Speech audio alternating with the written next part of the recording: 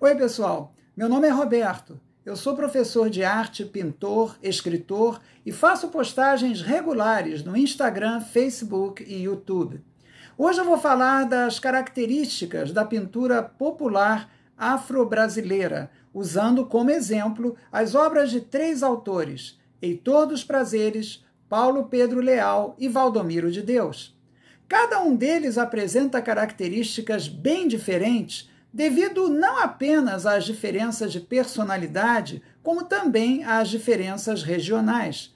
Mesmo assim, nós podemos falar de elementos constantes na obra de artistas espontâneos do Brasil. Podemos definir como constantes as características que continuam, apesar das mudanças que ocorrem regularmente, às vezes são até mudanças marcantes na evolução de uma arte ou de uma cultura. Na realidade, a arte ela é parecida com a vida. As características de um estilo específico, essas características evoluem da infância para o amadurecimento. Depois elas passam por um período de decadência e morte, desaparecendo. Milhares de culturas e manifestações artísticas já existiram e desapareceram, muitas, infelizmente, sem deixar traços.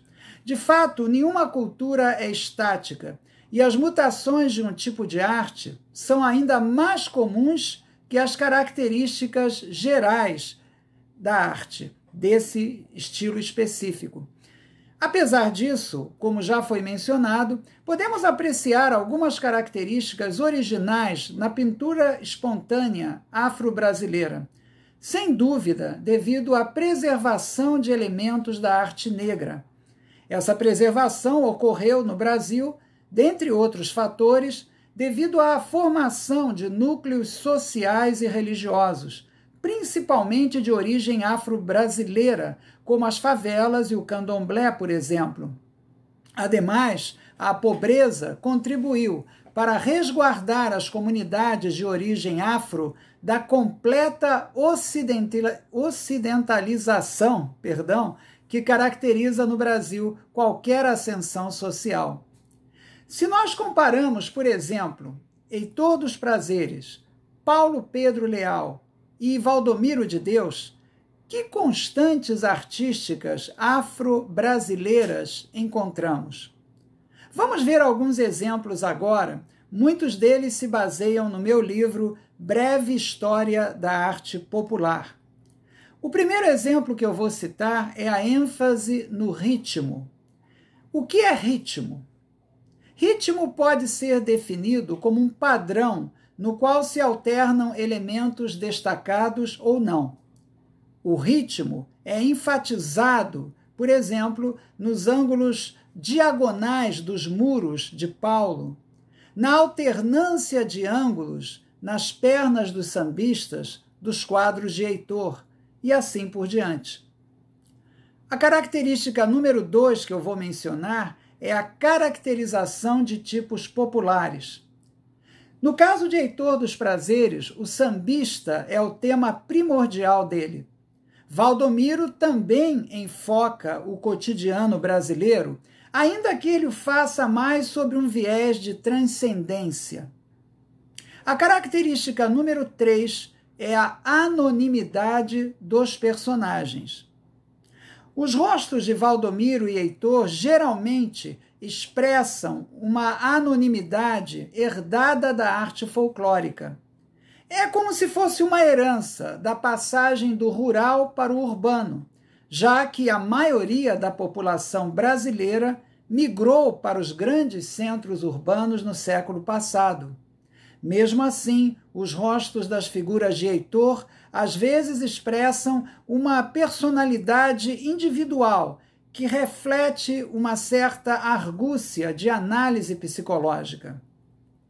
A característica número 4 é a sátira na crítica social. Essa é uma das características mais comuns. O político que espreme a classe média num quadro de Valdomiro, por exemplo, ou o retrato do submundo carioca nos quadros de Paulo. Característica número 5. as variações nas proporções humanas.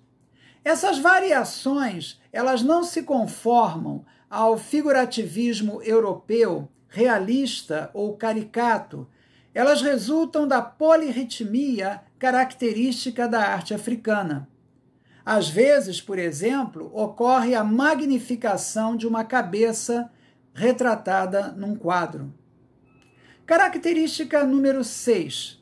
Perspectiva que não depende da europeia.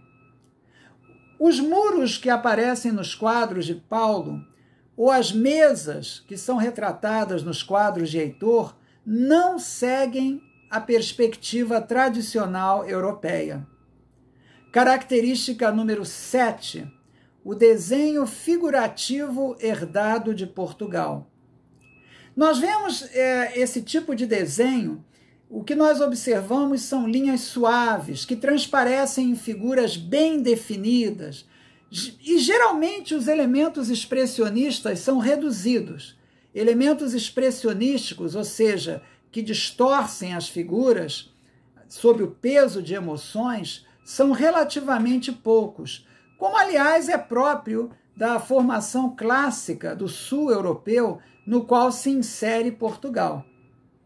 Assim que essa característica, evidentemente, herdada de Portugal, sem dúvida também passou por modificações na obra desses autores. Vale a pena procurar na internet as obras desses autores e analisar a riqueza de estilos e a expressividade da obra deles. Eu espero que vocês tenham gostado. O link para os livros que eu publiquei sobre arte está na descrição desse vídeo aqui abaixo. Muito obrigado pela atenção e muita paz para vocês. Até a próxima!